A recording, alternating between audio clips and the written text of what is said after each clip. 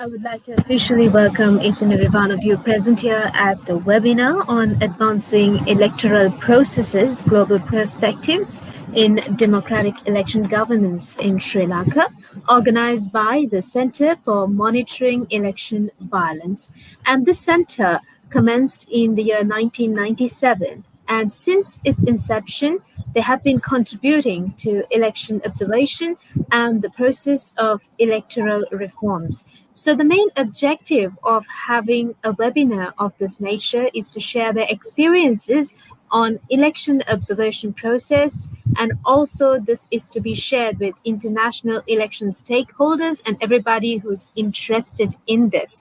And there's also an ongoing initiative with the Forum of Federation Canada with the assistance of the Canadian High Commission in Sri Lanka. So it's time for us to begin the webinar.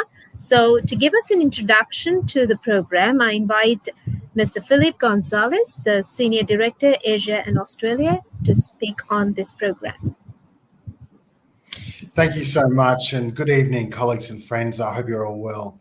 It's a pleasure to be with you all for this discussion on electoral processes in Sri Lanka, drawing on the experiences of the community of civil society organisations working in this important area of Sri Lankan government, as well as those experts that are joining us from around the world today. My name is Philip Gonzales, and I'm the Senior Director of Programs in Asia for the Forum of Federations. For those that might not be aware of us, the Forum is an international organisation working on a range of governance issues within multi-level systems of government. The Forum has been active in Sri Lanka since 2002, and its work in Sri Lanka, as with its programs around the world, are to provide insights and expertise that enhance the knowledge of stakeholders around such issues as power sharing, minority rights, intergovernmental relations, and decentralised fiscal governance. Our recent engagement with CMEV began in earnest in 2015 during the presidential elections. And since that time, our current work together today, which Manjula will describe in detail, however, it aims to provide comparative insights in international practices around three key areas of electoral governance: campaign finance, laws and rules, hate speech and disinformation, as well as new media and election integrity. We have experts from around the world joining us today. We have Tanya Holstein, Marla Mori, Ben Graham, and Sanjana Hatutua, who have been working closely with CMEV on these issues. And it's wonderful to have them here with us today. Today's event is a milestone in this collaboration as we share some of the insights from this research and discuss these with the community of civil society represented today, working on the front lines of the democratic process in Sri Lanka. We've been delighted to work with CMEV and our colleagues from the Westminster Foundation for Democracies, experts from across the globe, and are extremely grateful to the generous support of the Government of Canada and especially the Canadian High Commission in Sri Lanka. Thank you all for your time and participation today. We're absolutely thrilled and grateful to be here. Thank you once again. Over to you.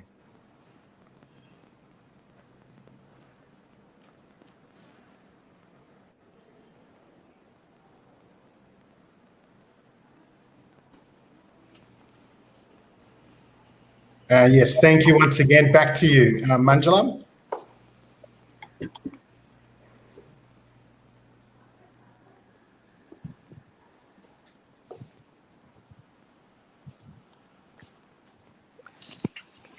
I invite Mr. Manjula Gadanayaka to also give us a better insight. Yes, thank you, Sharifa. As Sri Lankans, we are always happy about the natural resources of our country, plus one another thing. That is, in the face of any limitations, we have elected people's representatives for the past 9 decades through elections held in a democratic space. We hope to see it continue to be so. Therefore, as an election observation organizations, we are in constant dialogue with our local and international stakeholders. This discussion is the result of one such attempt. We have enough practice locally regarding elections. However, elections in the world are a constantly renewed subject. It is important to have an adequate review of the innovations that come with it. Accordingly, CMEV is launching this discussion as part of the review with the Canadian High Commission in Sri Lanka and the Forum of Federations of Canada. We look forward to seeing the newly elected Second Election Commission of Sri Lanka pay special attention to the urgent electoral reforms that need to take place in this country. The people of our country have a passion towards elections. That is why even in the first parliamentary election held in 1947, the voter turnout was 56.10. Accordingly, for elections to continue to be the biggest celebration of democracy, we must hold periodic genuine elections. Global experience sharing is crucial for such good practice. We think this is a good opportunity. Thank you. Thank you very much, Manjula Kajanaka, National Coordinator, Center for Monitoring Election Violence. And before we move on to the individual explanation on focal issues, let me give you a few guidelines since we have speakers joining in from different time zones. So I would like to mention a few guidelines so that we can stick to the allocated hours. We've allocated 1.5 hours for this webinar. So we kindly request all the speakers to please stick to the given time limit as we have a number of speakers joining in. And we also request all the participants to join the CMEV Facebook live stream. And you may also post your questions and comments via the feed, and everything will be most welcome. And first and foremost, I would like to pose a question to our first speaker, Dr. P. Saravanamuthu, Executive Director, Center for Policy Alternatives. So the first question to you would be, we generally know that the outcome of an election is determined by number of voters who cast their ballots from 7 a.m. to 4 or 5 p.m. However, in addition to the recent voter turnout, many external factors are influencing an election in this country. So do you think Sri Lankan voters still have a broad understanding of their sovereignty? And we have allocated 5 minutes for this.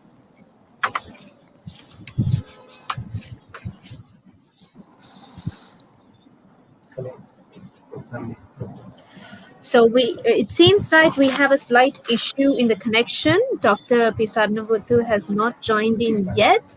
So we're trying to connect with him, and we will be moving on to the next speaker. So we have Mr. Tusita Sirivardhana, attorney at law, who will touch on challenges of elections without campaign finance laws. So I will now pose the question to attorney at law Tusita Sirivardhana. Since Dr. Saravanamuthu is not around right now, we will get in touch with him soon. We will try to connect.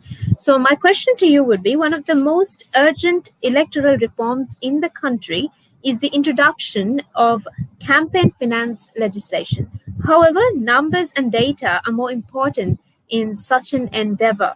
Many people say that this much is spent for an election. So there is an opportunity to talk about it with the intervention of CMEV's campaign cost monitoring. So can you explain what the CMEV did? So we have allocated 3 minutes for this. Over to you.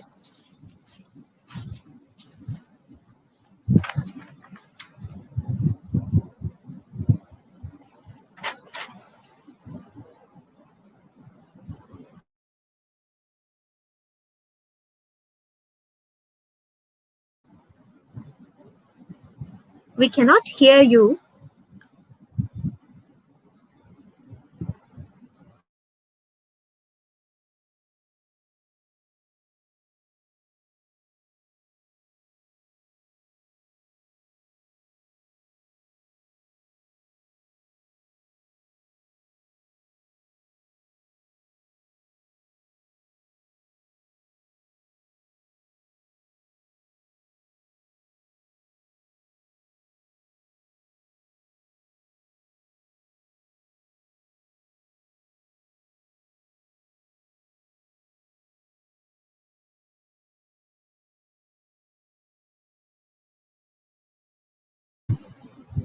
We certainly have to bear with this because we are conducting a webinar and playing with technology. So we're waiting for the answer once this is sorted.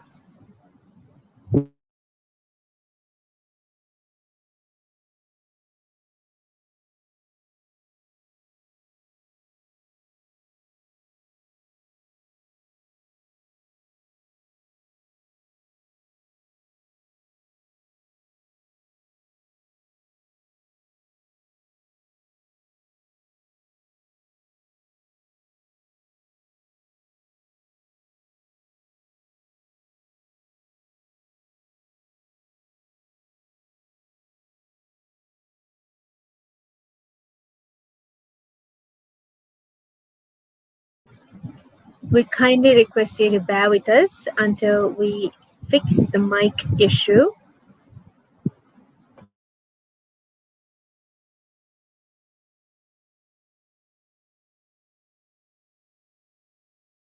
Can you hear me now? Yeah, you can hear. Yeah. All right. Okay. Thank you. And sorry for the interruption. So I was just, telling that, as you know, we have come a long way in holding elections. And so far we have held 74 elections, and the first general election was in 1947, to which 361 candidates contested. And after 7 decades, last year we had the 16th parliament election, to which the number of candidates was 7,452. Yeah. So you can see the gradual evolution of scale of candidacy in elections, and thus the money plays a very crucial role. Yeah. And let me just highlight another point. Until 2015, we were very keen on violence in the elections. Yeah. But then thereafter, when the Department of Election became the Election Commission of Sri Lanka as the election management body, the focus was more on the electoral reforms. Yeah. So in that sense, the campaign finance regulation was one of the core electoral reforms that needed urgent attention. Yeah. And knowing the fact that campaign finance regulation is an essential aspect in ensuring the electoral integrity in this country, for which we have been advocating anyway for years, in 2016, CMEB, in collaboration with Preferel, drafted a model legislation on regulation of campaign finance, and the document was basically expected to use as a guiding document by the policy advisory bodies like the Election Commission when talking about election campaign expenses and the regulation. But when it comes to the argument of unlimited and unregulated campaign expenditure, many options were there. But there was a gap of not having concrete data generated through evidence-based monitoring. Yeah. And therefore, that gap is the one that CMEV tried to bridge. CMEV designed a specific methodology for monitoring the estimated campaign cost of political parties, independent groups, and also candidates and their supporters. So we started this initiative for the first time in 2019, the presidential election, and we continued it in the parliament election as well in 2020. So in terms of basically what we did, there are, of course, two things. Yeah. And one was the disclosure of estimated campaign cost done by number of political parties, candidates, and independent groups. Yeah. And then that disclosure led, on one hand, to create a social discussion on the sheer need of legislation to regulate unlimited campaign expenditure. Yeah. And monitoring effort of CMEV substantiated the argument that it is unlimited and therefore creates many challenges that are detrimental when conducting free and fair elections. And at the same time, we use media as an effective tool to bring our findings also to the public domain. Yeah? And on the other hand, as part of our advocacy, we have been critically and constructively engaging with the Election Commission on this matter with evidence-based data, and have a strong belief also that the Commission will take the lead role in this process and until the legislation on campaign finance is formulated. But at the same time, we will also continue to do our advocacy role, highlighting the core issues and their consequences. So that's basically what we did as part of our campaign finance monitoring initiative. I have another question for you. What unique things were disclosed in your island-wide observation, and how much money was Could you, 4 minutes? can you, Shara, can you repeat it again? I just Sure. couldn't hear it technically. What unique things were disclosed in your island-wide observation, and how much money was spent in the last parliamentary election? Okay, let me just start with a bit of background. There were 70 registered political parties, and contested the parliamentary election only 43 political parties and alliances. Yeah, and it was one of the biggest logistic operations. But similarly, the CMEV also faced a challenge of monitoring such a massive logistic operation and a campaign, and then of course costing the estimated campaign cost. It was a kind of challenging thing. At the same time, what we did is that we deployed number of monitors across the country, and at the same time we had a separate unit at CMEV headquarters doing the regular costing of candidates and political parties. Yeah, spending by political parties and candidates, their supporters. We basically in three categories we disclose that information. Those included the printed media, electronic media, and other costs also. What do you mean by other cost is that the cost related to public rallies, campaign materials, transportation, and also misuse of state property, and so on and so forth. Yeah. Additionally, we also looked at the social media aspect, but then it was quite limited given our sort of the resources and the capacity. So let me just flag about you official spending in the year 2000 for the parliamentary election. That was 865 million rupees. That was the official spending. Yeah, and then in 2020 the official spending was 6,500 million rupees. Yeah, and that was only the government spending. But a massive cost incurred for the campaign is much higher than the official spending for the parliamentary election 2020. I'll just give you the data. A total of 3,601 million rupees, which means 19 million USD, was observed with evidence-based data as the estimated campaign cost of political parties and candidates. Yeah. And I should emphasize, I should reiterate here that this 3,600 plus million is just 30, maybe maximum 25 to 30% of the potential total cost of campaign actual cost. Yeah. So our prediction was that at least minimum of 12 to 15 billion rupees, which means probably approximately 79 million USD would have been the actual potential cost of the campaign. And that was also in a restricted COVID pandemic situation. So you can just imagine how things would have been if it happened in a normal, unrestricted situation. Yeah. And at the same time, as far as our disclosures are concerned, we also observed that there were at least 10 candidates who had spent more than 50 million rupees, yeah, each candidate. As far as the disclosing is concerned, CMEV revealed estimated campaign cost in 3 cost categories, as I said, yeah. But that disclosure was only limited to 30 days of the campaign, yeah. So our methodology was limited to 30 days. The printed media, that's the newspapers, and it's 170 million had been spent, almost 0.9 million USD. Yeah, there were instances, just giving you an idea, just one advertisement had cost 15 million LKR, which means 78,000 USD. Electronic media, we found in those 30 days, 2,395 million rupees had been spent, approximately 12.6 million USD. And there were more than 6,000 TV advertisements in only the last 2 days. Yeah. So you can imagine how the campaign was. Just to give you an idea, at times, even just one television ad, 30 seconds of advertisement cost more than 2 million rupees, which means almost 10,000 USD. So you can, imagine the cost of the campaign. When it comes to the other cost, we calculated 976 million rupees in those 30 days. Yeah, it's roughly 5.5 million USD. Yeah. And here I need to mention that particularly this is the category which incur the highest cost. Yeah? But most of the costs are hidden costs and very limited space for us as monitors to generate evidence-based data. heavy use of black money, different forms of bribery and corruption happens in this category, but it's very difficult to capture. Yeah. Let me quickly highlight one case. CMEB revealed that one of the candidates in the southern province had spent estimated 6.3 million rupees just for one meeting. Yeah, believe me, just for one meeting, and that shows the nature of the level playing field. There is a very unequal level playing field, and the estimated cost of the last week of the campaign was truly unlimited. Our argument is expending unlimited. It was truly unlimited. Yeah. And another aspect of our disclosure is that there is a marked difference between the funds declared by the political parties to the Election Commission and the actual campaign cost. There's a huge difference. So the question before us, before the voters, is that where this money comes from?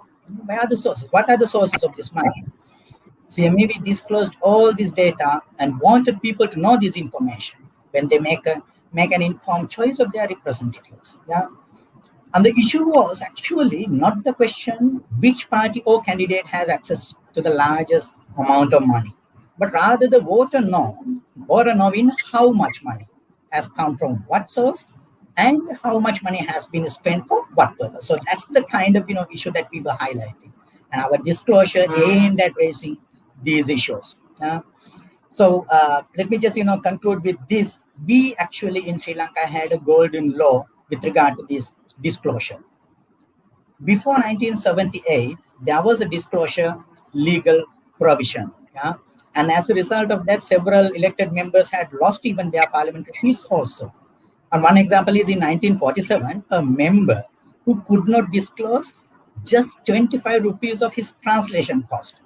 What happened is that actually he was deprived of his civic rights for 3 years. That was the decision, yeah, because of non-disclosure. So you can imagine that law was, very, very sort of, comprehensive. And we expect at least now that we need to have a similar legal mechanism, which includes expenditure limits and enforced regulations, the reporting, the disclosure requirements and oversight, and at the same time sanctions also. Unless and until sanctions are there, and we don't think that any legal provision will work effectively. So CMEB hopes that this will strengthen the national debate that we have already created on campaign finance and lead eventually to a legislation that will help ensuring the electoral integrity. So that's the kind of disclosure and what we have done basically. And we do have one more question for you. Do you think that Sri Lankan politicians and political parties will allow room for bringing legislation on election campaign finance regulation? And can we please limit this to just 3 minutes, if you don't mind? Yeah, okay. Well, our assessment is that the way things happen, election system and the role being played by money, there'll be for sure a situation in this country that the legislature will be a place to which only wealthiest people or the celebrities, people having influential political family backgrounds can reach. That is our assessment. And unlimited campaign expenditure has paved the way actually for people who have money to come and stay in the politics. The data we have produced in our campaign finance monitoring efforts stand only not only the laypersons, but also the politicians and some political parties as well. Yeah? And even the nearly 4 billion, that's what we monitored, 4 billion estimated campaign cost.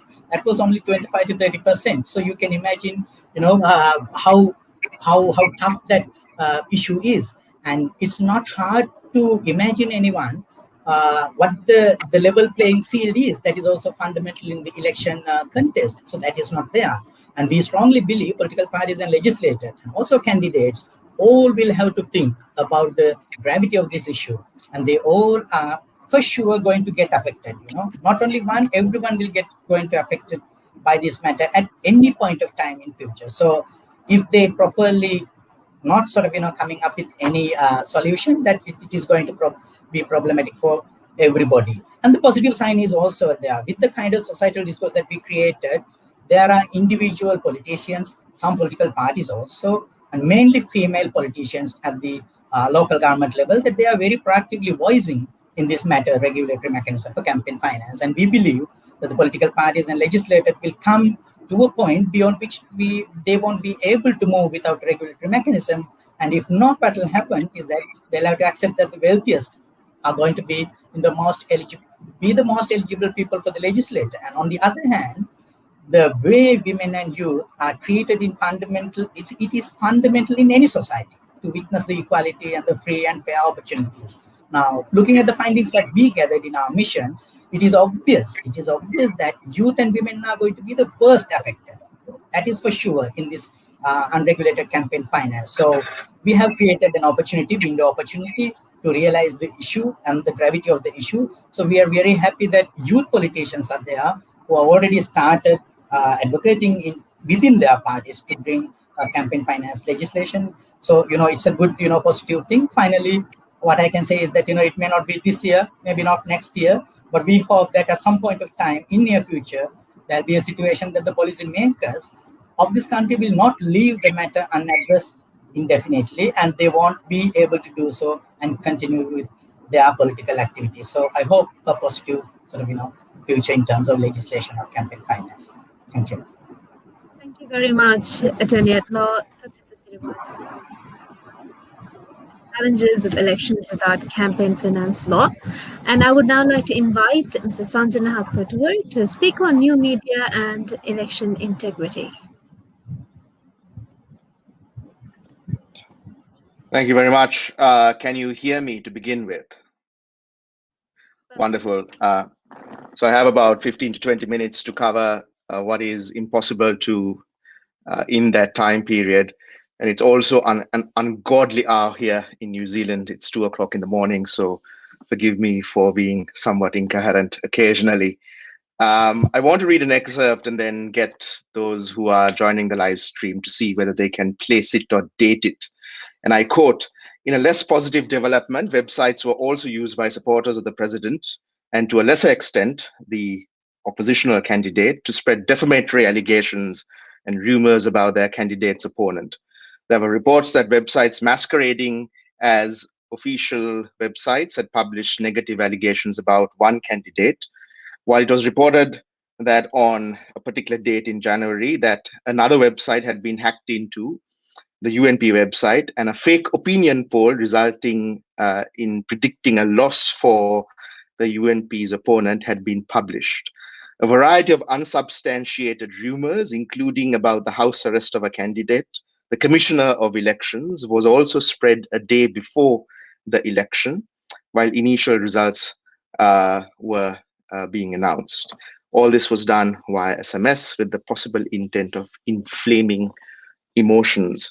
Now, this seems to be something that comes out of the 2019 presidential election or the 2020 parliamentary election, but it's in fact from 10 years ago, in fact, more than 10 years ago. This is from the 2010 presidential election.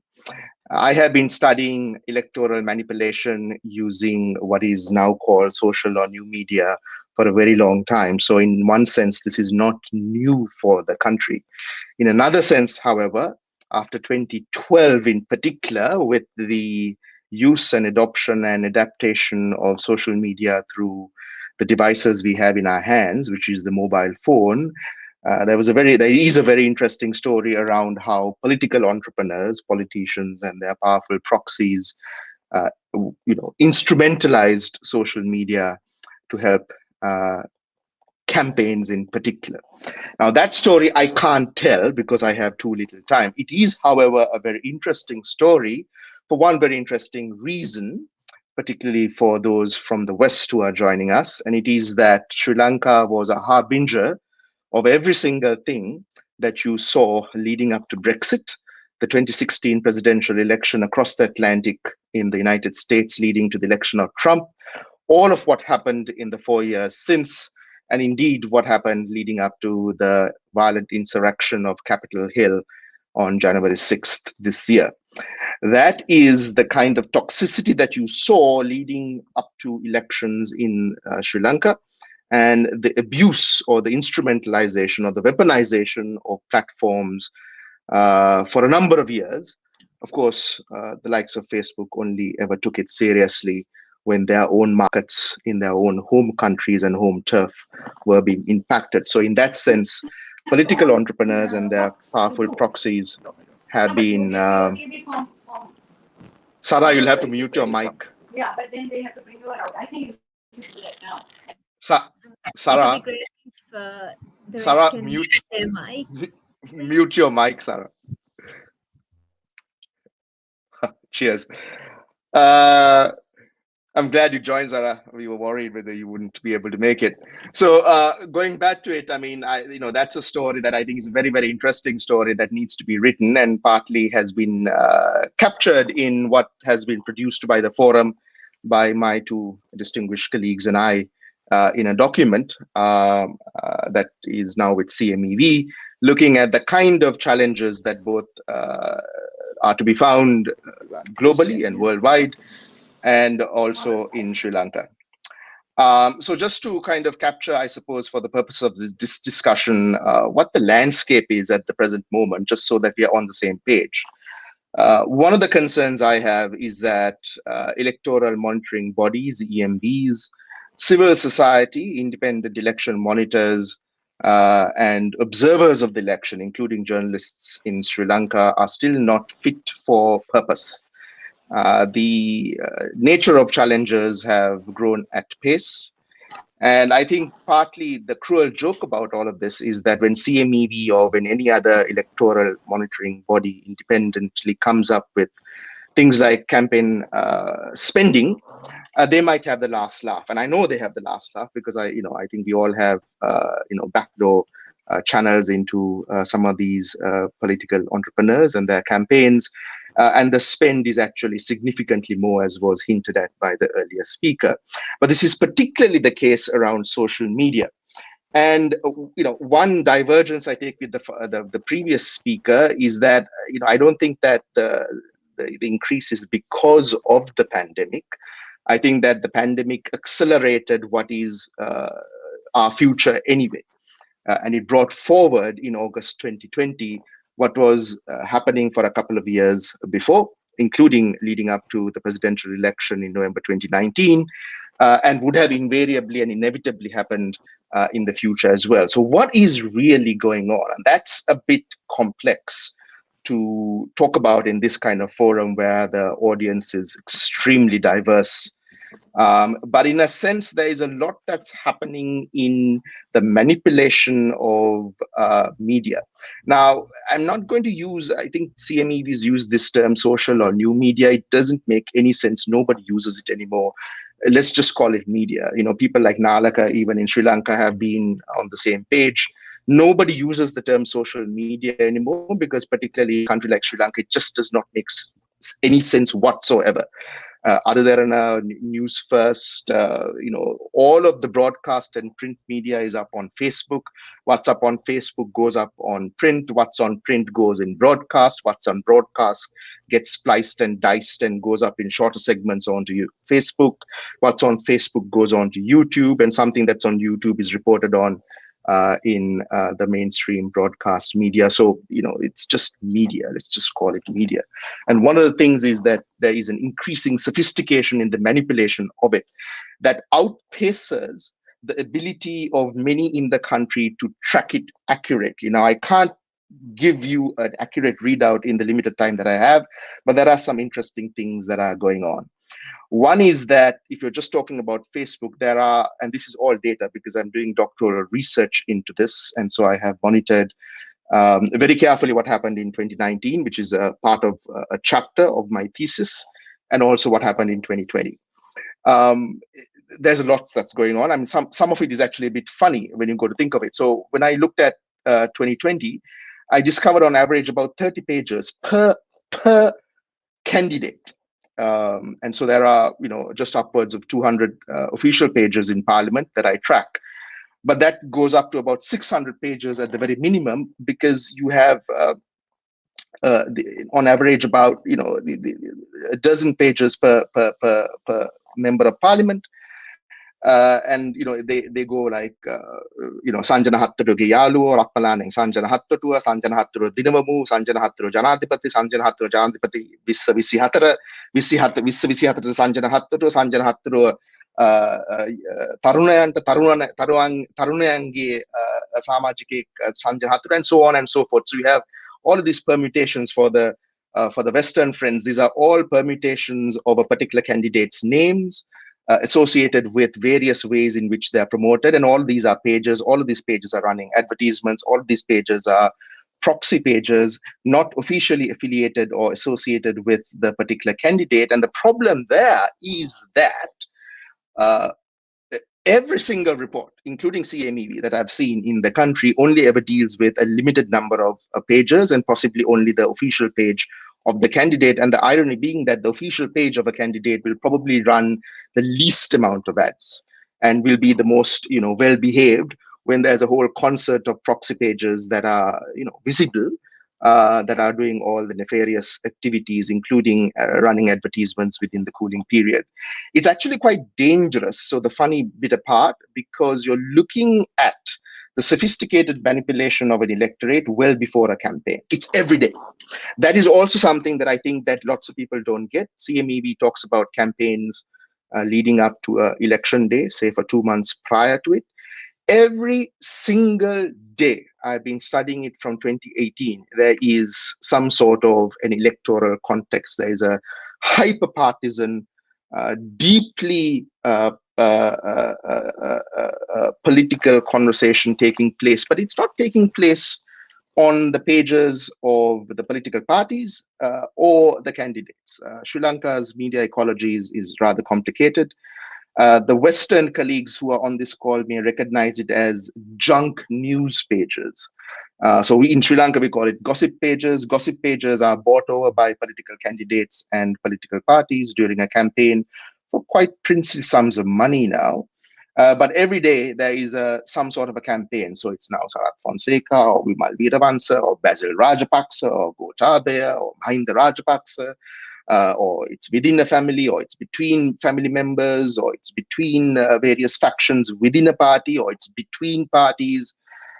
So it's really very complicated. It's actually quite fascinating to look at. But what's a bit disturbing is that it's increasingly targeting a demographic that is pre-franchise, so below 18 years of age. And again, I don't have time to go into this, but what it's doing is that it's determining the nature of politics through a hyper-partisan lens, which is, of course, a problem that we have in the country. So often speakers mix up and conflate partisan with the political. And so when people are, or when the pre-franchise demographic is introduced to the nature of politics in the country, it's usually through a hyper-partisan lens. And so that is a problem, the nature of which I think bears further reflection and study.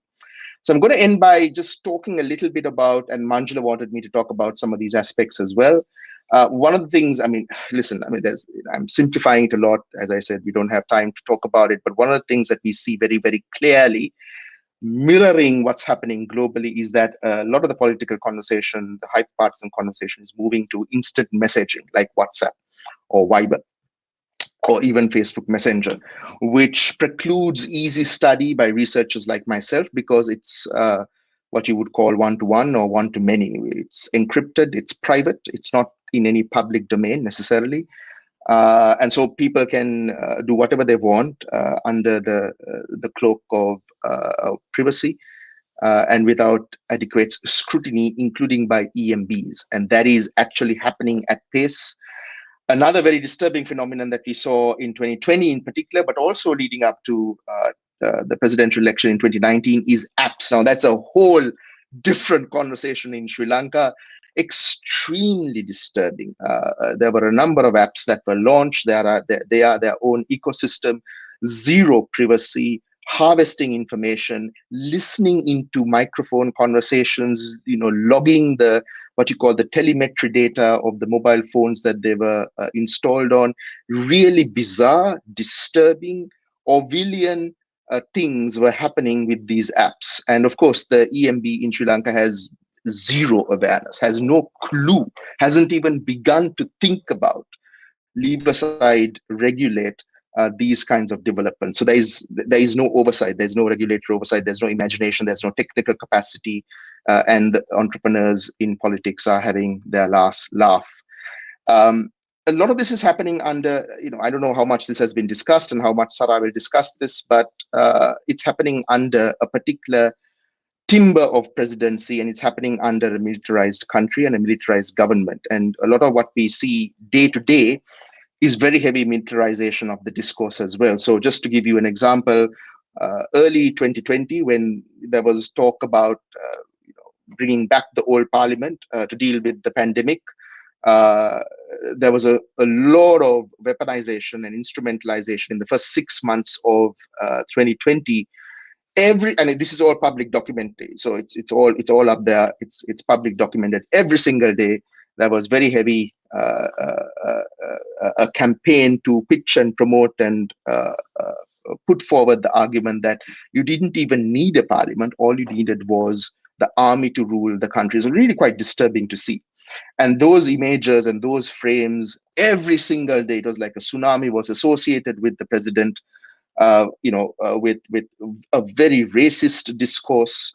And so this was the kind of timber of content that went up in relation to the general election that was held later on in August. So again, this is concentrating and editing out a lot of nuance. And in that nuance, you find that a lot of the weaponization of social media is occurring in a country that is very heavily militarized. And there's an aspect to this that I will not go into, which is around surveillance. It's extensive, it's exhaustive, and that is the one aspect to all of this that is also complementing the kind of overt social media instrumentalization. And in that regard, I think Manjula and CMEV colleagues will recall the fact that there was a former commissioner who mid-2020 went on record in the Daily Mirror saying that the army wanted access to the voter registration lists. Extremely disturbing stuff. And it is now unclear whether the army has access to that or not. But of course, for the Sri Lankans, this brings back memories into the future of what occurred in July 1983. So just to reiterate, the instrumentalization of digital media or social media or new media, whatever CME wants to call it, is happening at pace. And you're moving into IM. You're also moving into apps like TikTok. Those in Sri Lanka would be particularly aware of the fact that there are two people, two key individuals who just last month, weeks of each other, very publicly moved on to TikTok. And there's one reason for that. It's just it's because Facebook is increasing its oversight over political advertising. That's another discussion that we can have. But because of that, and because TikTok is used by a younger demographic, they see great value in moving to a demographic that uses TikTok to communicate political messages to that demographic without the scrutiny of now what Facebook is putting any advertiser around in the country, but also globally. So it's not necessarily a bad thing. In New Zealand, for example, I also monitored the New Zealand election that was held in 2020. So the EMB in New Zealand used TikTok to actually promote civic awareness and the exercise of franchise in really cool ways. So it's not necessarily a bad thing. It's just that you have to locate what's happening elsewhere in the world into the political culture and what's happening within the nature of government and governance in Sri Lanka. That's where I think there's a lot of concern I have around the instrumentalization of even TikTok as well. So I'll end by saying this: the one way you can characterize or categorize what's happening in the country is that media now tells voters what to think about. It doesn't tell them necessarily who to vote for. So when you look at media, it seems to be a very vibrant conversation. People are disagreeing, they're fighting, they're hurling insults at each other. But the nature of politics has changed, and you see that the discourse is actually quite limited. It's circumscribed. So the targets are given, the nature of the targeting is also kind of, the vocabulary, the expression is given. So there's no real dissent, there's no real anger against what people should be angry about, which is the kind of things that CMEV has been talking about campaign finance, about transparency, about accountability, about where the money is coming from. No real conversation about any of that. And that's instrumentalized, that is constructed, that's architected. It's sophisticated to a degree that beggars belief. People aren't studying it because they don't know quite how to to do it. Without exception, every single report that's come out, even including up until the August 2020 general election, has not been fit for purpose. It has been late in scrutinizing what it should be scrutinizing, and the manner, the methodology, the degree of data, the sophistication of the analysis, the degree and the depth of research has not kept at pace with what has been the nature of instrumentalization. And so a lot of the discourse in Sri Lanka is actually outdated, and outmaneuvered by the sophistication of political entrepreneurs. It's a really dangerous situation. Either we acknowledge it and we address it and we move forward, or we don't, and we cede the space to political entrepreneurs in the context of a ENB in Sri Lanka that is no longer quite independent, and is, in my opinion, has never been fit for purpose, and is as far away as being fit for purpose as it has ever been, and will possibly be more so in the future. So that's a very, very, very quick overview of a very complicated, complex, changing, fluid dynamic around the instrumentalization of media leading up to, during, after, and every single day in the country. So thanks very much. Thank you very much, Mr. Sanjana Hattodu, for explaining such a difficult topic in a complex topic, I would say, in just 20 minutes. And you just stick to the time perfectly. Thank you very much for that. And we understand that you're joining us from a totally different time zone, and it's not very easy. So thank you so much for joining in. And we have a question for Mrs. Siriwardana. We have a question from a participant who's joined in via the live feed by Shabir Mohammed. The CMEV and other election monitoring organizations have repeatedly said that a legal mechanism is needed, but is that alone enough to control election spending? Well, the answer is, of course, not. And as you see, there are a number of laws in this country on various topics and various subject matters, but doesn't mean that the issues connected thereto are resolved because of having a legislation there. So the case will be quite similar in the campaign finance as well, or the expenditure. Legislation will be just one component of many other factors that need to address the issue. So the at least having a legislation will be the kind of benchmark for that, against which the people at least claim their right to know how much money is coming, and where the money is sort of spent and all that. The legislation and the legal provisions will enable the voter to ask and give that opportunity and space for people to ask about it. That's one hand.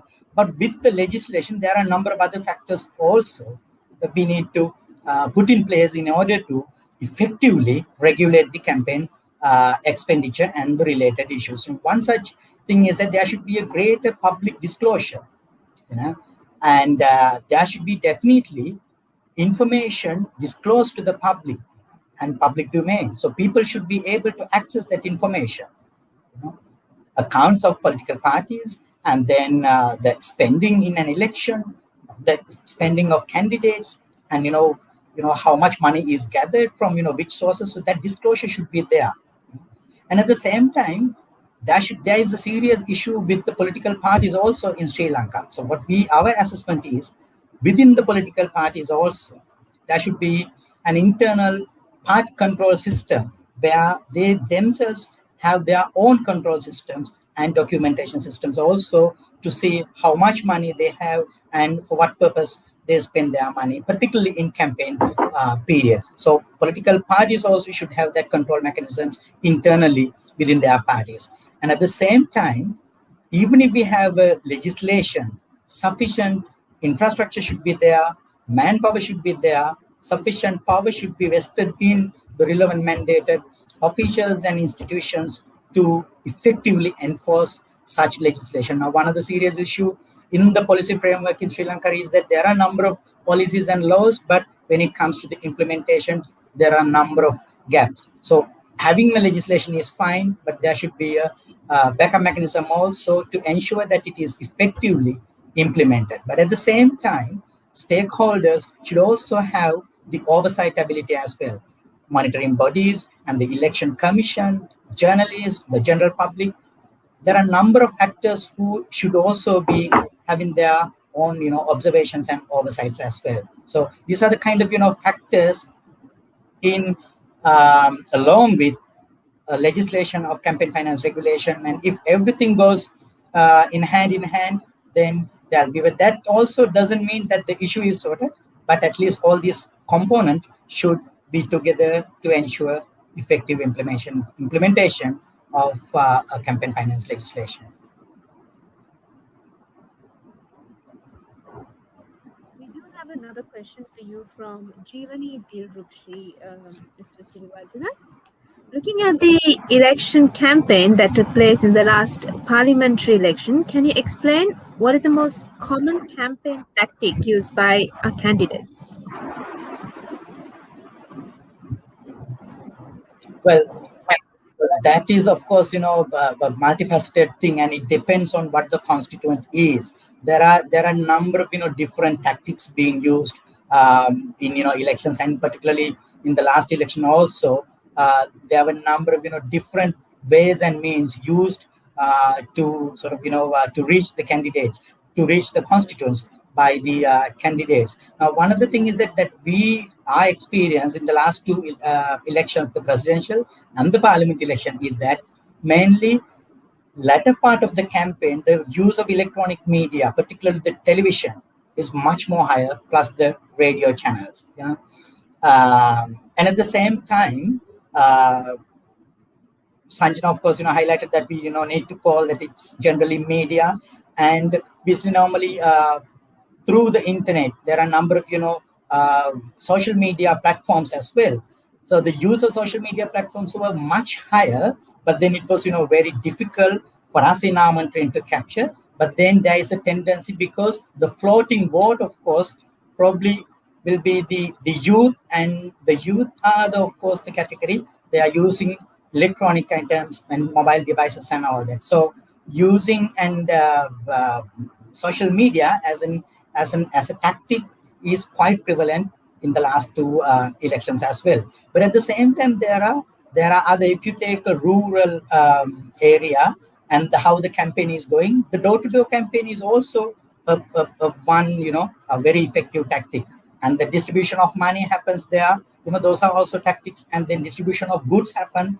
Yeah, and then influencing one-to-one pocket meetings are there. There are a number of sort of things happen, which of course not coming out to sort of monitor. And so those are the kind of different tactics. But then I think electronic media and social media will be massively used in future elections, particularly to address the youth generation. Thank you very much, Mrs. Sirivardhana. And now I have a question for Mrs. Chandani Vattivala, who is the Executive Director for ANFREL. ANFREL is the only regional election monitoring organization operating in Asia. So therefore, we understand that you, as its Executive Director, are interested in elections in Sri Lanka as well as in other countries. So therefore, I would like to ask you, how should the election monitors as well as policy makers in our country, in Sri Lanka, act in the light of the recommendations, and what are the future plans of ANFREL in the face of the rapidly expanding use of social media in the world? And we have 3 minutes for this. Thank you. Thank you so much for the CME people organizing and also the inviting me, one as a Sri Lankan as well as that representing regional organizations, which the ANFREL is working for democracy to upholding the free and fair elections in the region. And first, I'd like to endorse what Sanjana mentioned. Actually, that Sanjana already elaborate. Everything is like about the media. He mentioned about that media. We cannot actually devise for like a social media or the mainstream media. It's sometimes it's like a mainstream media become a social media because it's interacted each other. And also that ANFAL is observing elections since 1997, and it has been observed the 67 elections in different countries in Asia, including the Sri Lanka elections. And compared to the past years, we have seen media engagement for elections in many ways are expanding when the online media escalating. Early stages of that elections, media which we discuss, it is come to our mind, print media, radio, or TV as mainstream media. Currently, it's like the more broader perspective coming out because of the online media like Facebook, YouTube, Twitter, or TikTok, whatever that is coming out. Its impact is very high compared to the mainstream media because it's within the 1 second, it's go to the many people. It is not only that country, it's going to the even like a beyond the countries. That means like a it's like a the sometimes it's not the voters who are inside the country, that outsiders also can influence. That means that when we have seen that last elections, it is like mostly that the beyond the country, that Sri Lankans who are in outside the countries, they are also influencing, they are also posting a lot of like messages. It is sometimes true, sometimes false. When we come back to the electoral stakeholders, media is like having high place. We recognize that the role of the media during elections to inform the electoral is a vital in helping them in make informed decisions. As regional organization promoting the democratic practice, democratic space, we recommend, encourage all election stakeholders to exercise the ethical practice of journalism, upholding truth and providing fair and balanced reporting. In addressing to the disinformation, online approach has to be holistic, varying in initiatives to fact check, encourage, as well as the promoting media and information literacy among media consumers. If the state would seek it to pass any legislation to combat information disorder, laws should not further crucial free speech and free expression. Also, internet services provided like Facebook, where mis and disinformation proliferate, should improve content moderating mechanism in line with international standards. From the experience from the last two elections in Sri Lanka, has observed that the presidential parliamentary scene media have high media engagement. Sri Lanka does not have enough laws to fairness of media engagement, which effect for equal level playing field of the all the stakeholders, which already Mr. Sirivardhana mentioned in several times. Elections Commissions of Sri Lanka has come out with the media regulations for fairness of media engagement. However, which is limiting as does not have legal power for implementation. We already, ANFAL already mentioned in our the last report, and that it is important when our recommendation also we mentioned about that the which like having fair regulations, laws to implement, and also the fair engagement of the all stakeholders, not only the media. On the other hand, country does not have a campaign finance regulations, which already Mr. Sirivardhana mentioned or highlighted, which may affect badly for equal level playing field. Party candidate, not only the inside country, outside, they posted many like posters, campaign materials. Those who have enough resources can spend any amount of the money for media as most important area for elections. As regional organization, we would like always that advocate for campaign finance laws as well as the media laws regulate which can assist for ensuring free, fair, and finally the democratic elections. Therefore, and for our engagement for the Sri Lanka or any of the regions, when like our recommendations go to the fairness, equal, as well as that all the stakeholders to play equally for ensuring the democratic elections. That is our ambitious as well as our role.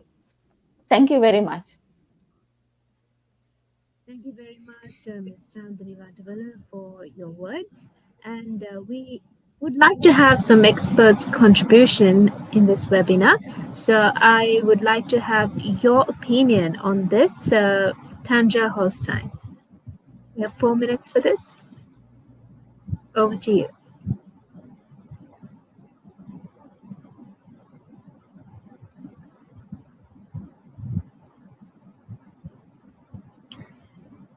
Tanja Holstein, I hope you can hear me.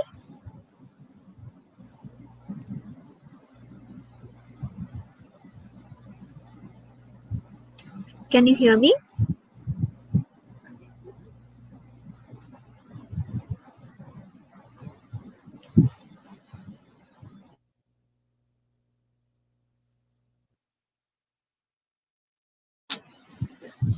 We're finding it hard to connect with you, Tanja Holstein. We cannot hear you, or I think you cannot hear me well. So, can you hear me now? Perfect. Okay, you needed to put me on. Thank you very much. Yes, I will really make it sure that we have so many people. From international experience, I just wanted to reiterate what Sanjana already said. Sri Lankan environment became very, very complex over the last 3 years, and specifically with the social media, or as he calls it, media being exploding basically in the last decade. As he already said as well, it can be a very powerful tool to have to do advocacy and education over social media or media. But for Sri Lanka, it was mainly used for campaigning and influencing public opinion, and also through a variety of disruptive practices, as Sanjana lined out, which is really worrying. But saying that, and also using the word of weaponizing social media as well, I would like to come to the point that this is nothing specific to Sri Lanka, even though the environment is massively complex in the country. But this has happened in a lot of different countries, and it would be very interesting to look at the commonalities of the different countries. What is there everywhere? What's the same everywhere? And one thing which strikes very, very fast is that the online environment tends to move quicker than the regulatory bodies of any kind can respond. And I would like to reiterate that point. There is no body or authority right now which is better placed to have any sort of oversight or fast respond to the social media. So for the moment, everything is in a flow and everything's on the same level. So it's not that we can point at one setup or structure of an institution which would be better placed to respond to the social media hype than another one. But one more point I would like to make is that this rapid pace of change leads to a diminished oversight of social media or media, which is a very important point, because this medium cannot be overseen anymore by any of the actors. So for Sri Lanka, for example, it's the Election Commission which has the responsibility to a large extent to oversee the media or the social media for that point. But it can't be done by one person. And through this fast pace of the media or the social media medium and environment, all the actors, like political parties to a large extent, civil society, everybody lost overview and oversight of this factor, of this big place of exchanging opinions. But this has a very important point. It constitutes a critical aspect with respect to political equality and public trust in electoral processes. So from that point of view, the room to collectively form an opinion has been intercepted, and possibilities for citizens to take an informed political decision have been hampered. And that's a really critical point, a situation that has, especially in already polarized societies, for example, on ethnic, political, or religious grounds, can further push to the loss of public trust and in election processes. So that is something, that's a very important point for me to have made. It's the interception of the public room, of the ability of people to genuinely build their own opinion by getting information over political campaign, for that matter.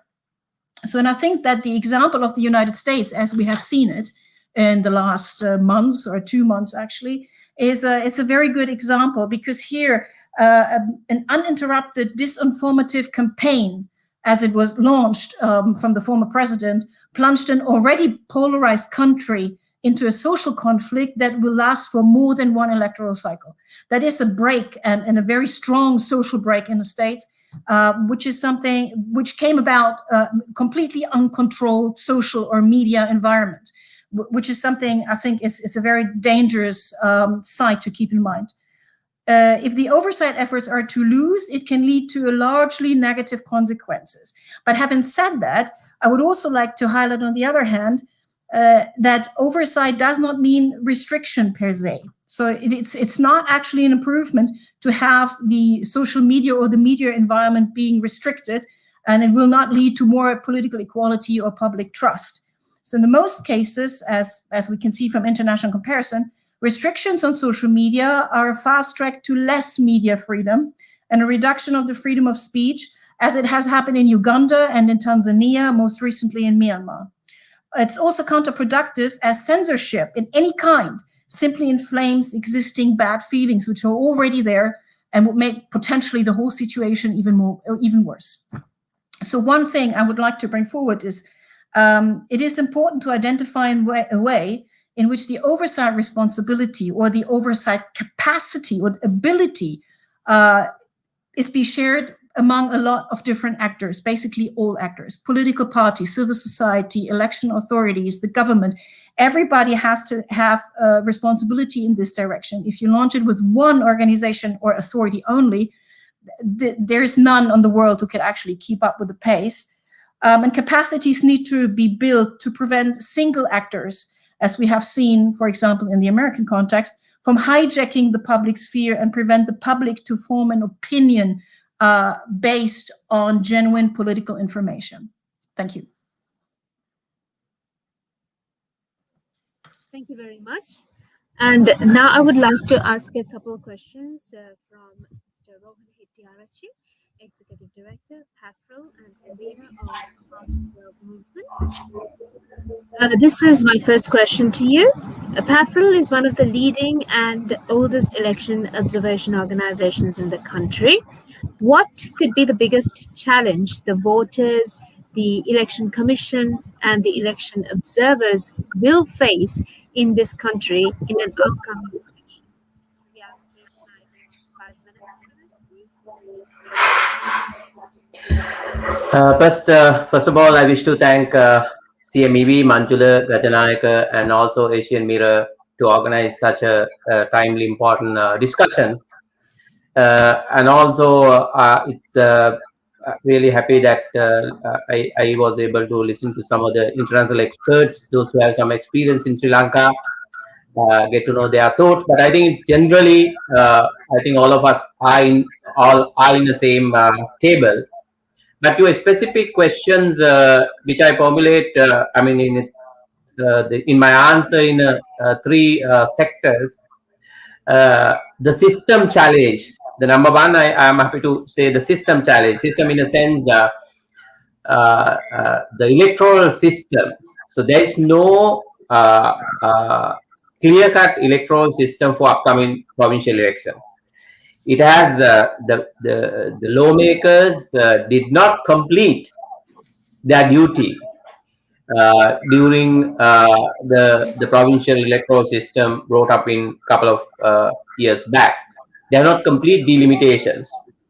So there is a barrier for the election management to have elections. So there is some technical issues with the electoral system. So therefore, the biggest issue is here, we do not know whether we will have a provincial election soon.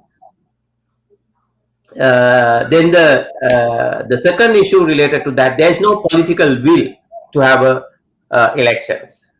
So that is a system somehow we have to come up with some system to have a provincial elections. Either we go back to the previous system, or either we continue with the existing system with the electoral, with the delimitations, the new delimitations with existing the government. And the second, the challenge is the democracy challenge. That also affect for the entire 3 sectors, all these stakeholders, the election commissions, the voters, and the observers. And third challenge will be the health challenge. That's a general challenge which we are facing, which we have faced even in the last parliamentary and the presidential elections. This COVID challenge, the democracy, the system challenge, the democracy challenge, and the health challenge. Now, the health challenge, we have little experience with the last two elections, how we are going to overcome the situations with the existing COVID situations. Now with these vaccinations, probably we will be in a much better positions with the upcoming provincial elections, but it's depend when we are going to have the provincial elections. But all these sectors will face the problem when we do our as observers, when we do our training, when we deploy our observers. There will be a lot of limitations with the health issue. And the democracy challenge, mainly, I think all of you know that this is the first elections will be for the new electoral commissions. So I think that the chair, we know that he has some experience with the elections, but rest of the commissioners are newcomers for the system. So we do not know how they are going to manage the electoral system with the upcoming provincial elections. But the main challenge for them, so maintain the equal playing field. I think Chandani and Sanjana, I think everybody's talk about that equal playing field. It will be biggest challenge for the upcoming election, because the provincial elections, whatever the system, there will be thousands of candidates for the next provincial elections. So there will be a big competitions in the coming election. So the maintain equal playing field will be a big challenge for the elections commissions, especially with the COVID situations. And also, I think the number of panelists was discussed about this media. That also part of the equal playing field, but especially now the social media make big influence during elections period. So there is no such a regulations to control or monitor the social media. We have some experience in the last elections, but there is no proper mechanism under the elections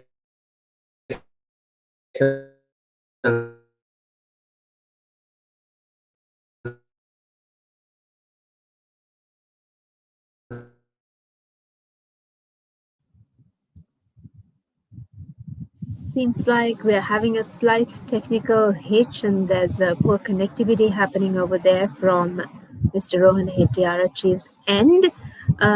We hope we can get him on board fast. But until then, I think we can also speak to Ms. Mala Mori, who's with us. We have a question for you. International best practices will always enrich these kind of discussions in places where where there's no CF legislation. So, what is your opinion about core challenges in advocating for a CF legislation? Yes, thank you very much. It's true that there's not really strict international standards for campaign finance, and each country really has to manage this on their own initiative. Of course, there are best practices, and Mr. Siri has mentioned those in terms of having, public disclosure, reporting requirements, disclosure, oversight, and sanctioning. But providing limits on spending or limits on donations, whether or not there's public funding, how much is that funding, is actually not something that falls under international standards. And each country, depending on their particular circumstances, needs to decide if there will be limitations and what those limitations will be. And of course, one of the biggest challenges is getting the political parties on board with regulating of campaign finance. So yes, it's true that one cannot point to some kind of international convention or regional agreements to press for such regulation. It's something that has to come from the grassroots, from the public, from the civil society, to encourage and help the public to help to impress on the importance of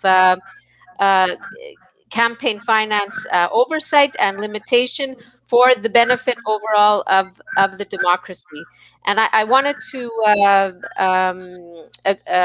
agree with many of the points that Mr. Siri made, which is that the legal framework is only the start of it.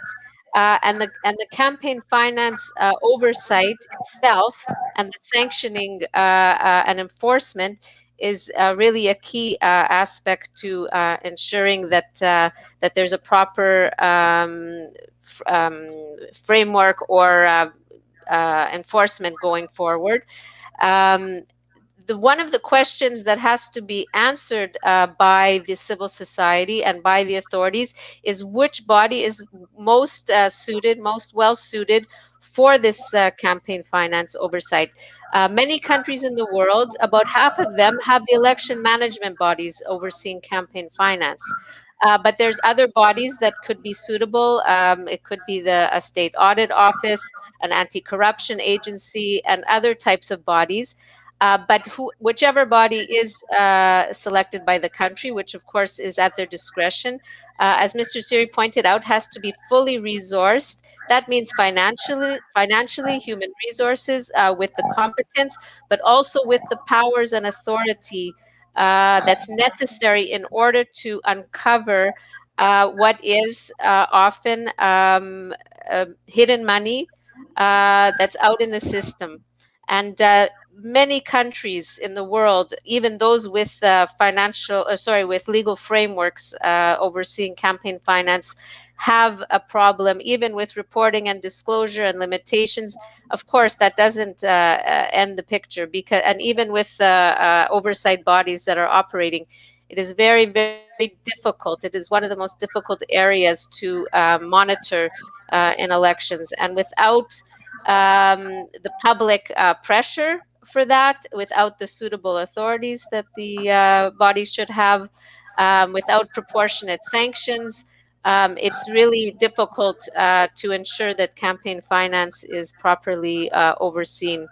But yes, there are not international standards for the most part, but it's really about best practices and looking at what other countries are engaged in and what works and what's needed and what the challenges are in order for each country to decide what's best suited for them.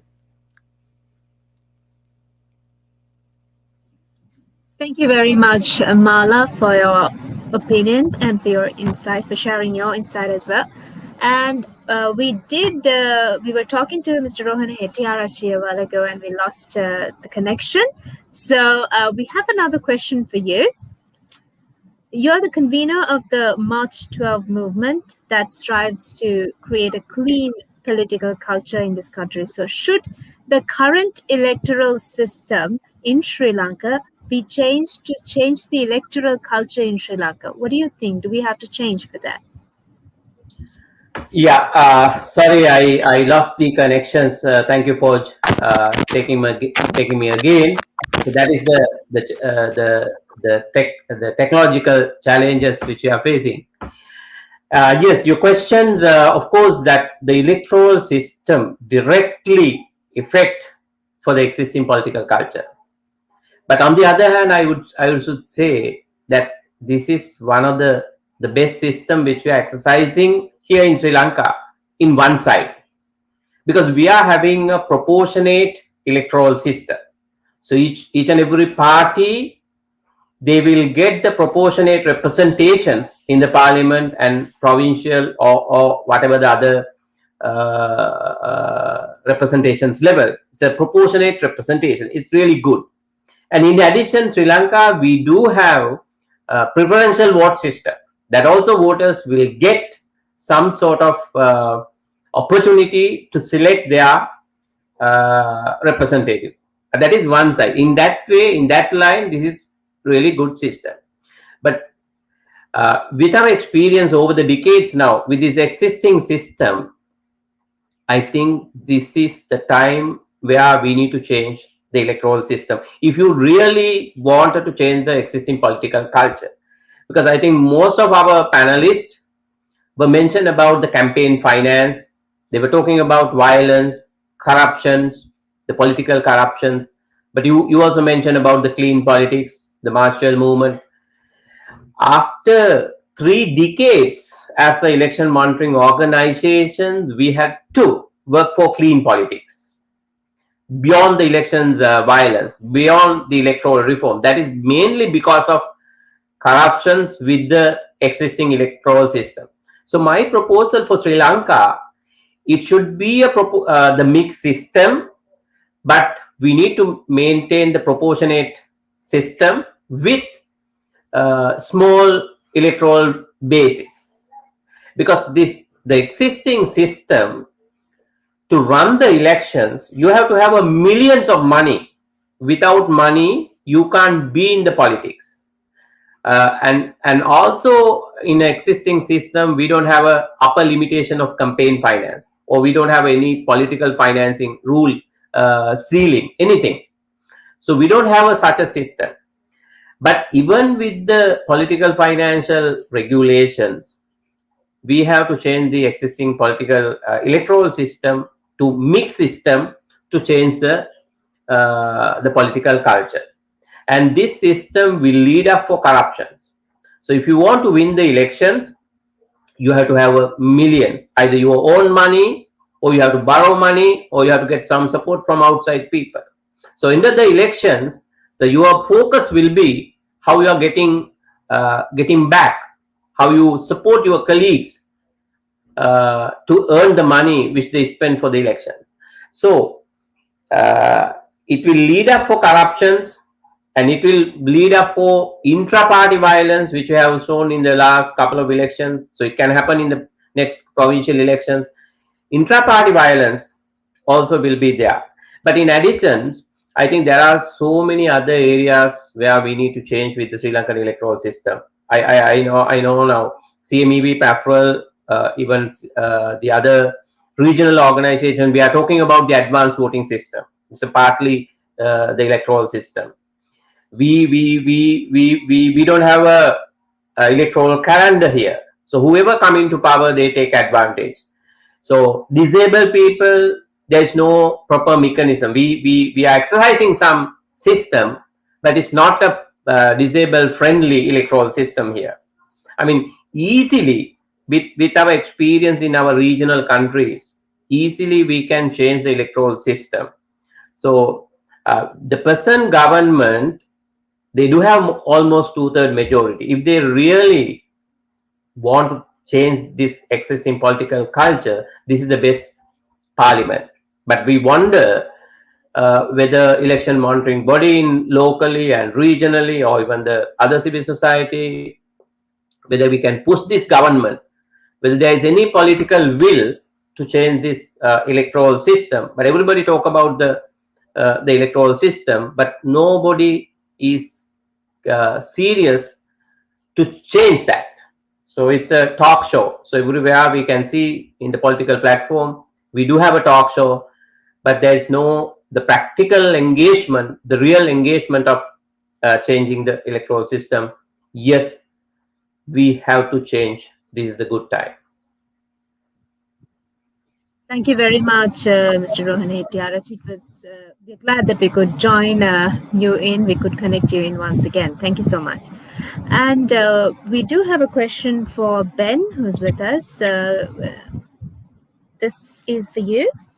An expert on social media platforms, as an expert, how is it affecting the electoral process? If you could tell us your idea on how to tackle social media to ensure the integrity of elections. Would you care to tell us a bit about international practices as well? Sure, thank you very much, and many thanks indeed to CMEV for organising. I think that the starting point for this really needs to be we take a look at what the situation is as something is in the present. We take a look at the reports from PAFREL, from CMEV, on elections as they are now. And that needs to be combined, I feel, with the conversation about how the elections are going to look like in 10 years' time, in 15 years' time, if we can look that far forward. At least drawing on international context, it strikes me that, you know, when Sanjana said earlier, the nature of the challenges have grown at pace. This is only going to continue, not just in the Sri Lankan context, but globally. And it's one reason why I think it's so encouraging that we're having this this conversation here today. But it's precisely because of the dispersed nature of the acceleration in the new types of disinformation, etc., that it's so important that civil society itself is seen as the solution, or as a huge part of the solution, because fundamentally that only comes, I think, from when organizations are really embedded within that society. It's never something that any one administrative institution can seek to tackle. Likewise, I also, Sanjana, I think, mentioned earlier about the 2010 report, and how even as far back as then, there was examples of some of the types of disinformation that we often see reproduced in elections nowadays. So there's these long-standing roots, and yet it's also true that I think things like advanced video manipulation, advanced audio manipulation, these fake fact checkers, these sorts of things are popping up again, and increasingly, at least in my work in international elections. And we all saw, I think, as Tanya mentioned, the violence, for example, just last month in the United States at the Capitol. Well, let's imagine the situation if the very people who were there had seen videos and heard audio of which further reaffirmed pre-existing beliefs. It strikes me there is some value in a comparative perspective on this, precisely because so often we see very similar techniques which are used in one context are then readily redeployed in others. So that's, I think, a major starting point, is to really have that that forward-looking focus when we think about the nature of the challenge that we faced. Now, Tanya earlier on outlined the truth about this, the sort of separation that you get when the pace of change is so quick on online disinformation and on online harms. And yet it's very difficult, I think, for any civil society organization or for any well-intentioned legislator to keep up with that. And I've got to say that nonetheless, I mean, even in abstraction from the question of political will, as Rohan, I think, rightly mentioned earlier, which is incredibly important, one thing that I do take some solace from is that there is an emerging set of international standards, or at least interpretations of international standards, which are being used in order to try and provide some sort of framework for accountability. Now, be that I know, for example, the ICCPR, the International Convention for Civil and Political Rights, is increasingly interpreted by means of looking at online harms. We've got the UN Human Rights Committee comments on manipulative interference, which election observation mission reports are increasingly looking to cite and interpret in terms of making comment on disinformation. So nonetheless, I think there's clearly, from an international perspective, a huge amount of progress to be made in really defining those sorts of that evaluative framework. But I also wanted to touch on, I think, how part of this also needs to be looking at sort of social networks and apps themselves. This need for transparency is incredibly difficult to advocate for, I think, from within one country, precisely because these organizations are operating quite often on a transnational context. And I think all we have to do is look at the status of the Facebook ads library, for example, a year ago. Sure, steps forward have been made, but the level of information that was provided on elections which took place in the West was so much. They took transparency measures into such a greater amount of such a greater extent than elections that were happening in Africa and Asia. And I think that I mean, that's not only an outrage, but it's at least good to see that I think progress has been made on that. But one point that Sanjana made earlier, of course, is that in combination with that, we have a movement to other to political advertising elsewhere on other apps and other platforms, which may not even have any transparency measures at all. So even with the best intentioned campaign finance regulatory effort, or the best attempt from civil society to try and quantify this sort of thing, without those transparency measures, it becomes, I think, extremely difficult. So just to sum up, it strikes me that the the nature of the landscape is extremely dispersed. It's changing incredibly quickly, and but I think it's incredibly encouraging to see that the sort of conversation we're having today is indeed taking place.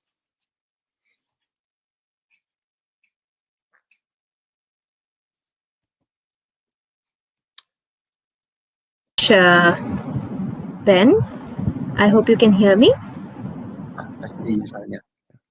Okay. Thank you so much. And well, I would now like to invite Attorney at Law Tusita Sirivardhana to give us the final remarks of this webinar.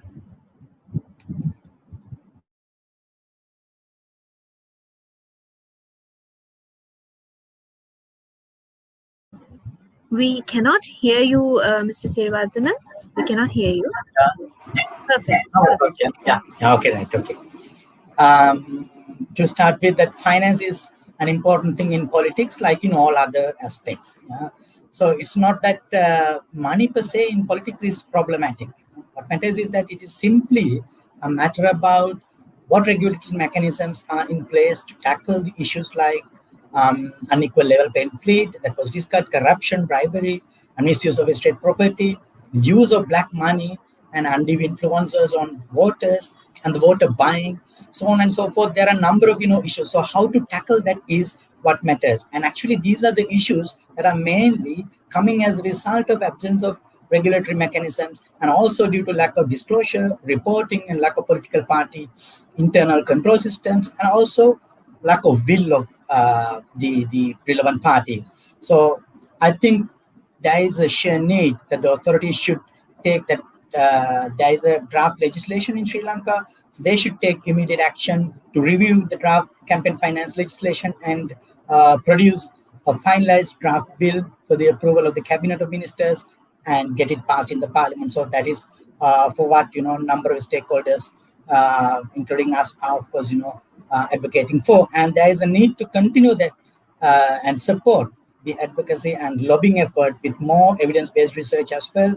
And then it's important to build that argument that unlimited and unregulated campaign finances creates a lot of issues, but we need to bring together the academia, the professionals, and other concerned stakeholders, including journalists and other concerned parties, and push and advocate the policymakers to bring a legislation on campaign finance. That's from my end, but I also need to give you another message that unfortunately Dr. Sara of the CPA Executive Director, he could not attend this discussion because of a connectivity problem, and he had passed a message apologizing for that. So for the viewers and also for the international panelists and panel members, just wanted to communicate that message. So sorry for that. Yeah. So that's all from my end. Thank you, Sharifa. Thank you very much, Mr. Tusita Sirivardhana. And I would also like to thank Mr. Rohana Hettiarachchi, Chandani Vatavela, Sanjana Tatua, for Ben, Tanja, and Mala for joining in. Thank you so much. And we got to remind that every speaker has been joining in to this webinar from different time zones. So we really appreciate that. Thank you so much. And we've come towards the close of the event. So once again, I would like to thank you. And we would also like to thank the Canadian High Commission Forum of Federations for assisting us in doing this event and making this a success. And we would like to especially thank Philip Gonzales, Senior Director, Asia and Australia, for coordinating this initiative. Thank you so much. And thank you once again for joining in this webinar on Advancing Electoral Processes, Global Perspectives in Democratic Election Governance in Sri Lanka, organized by the Center for Monitoring Election Violence. Thank you.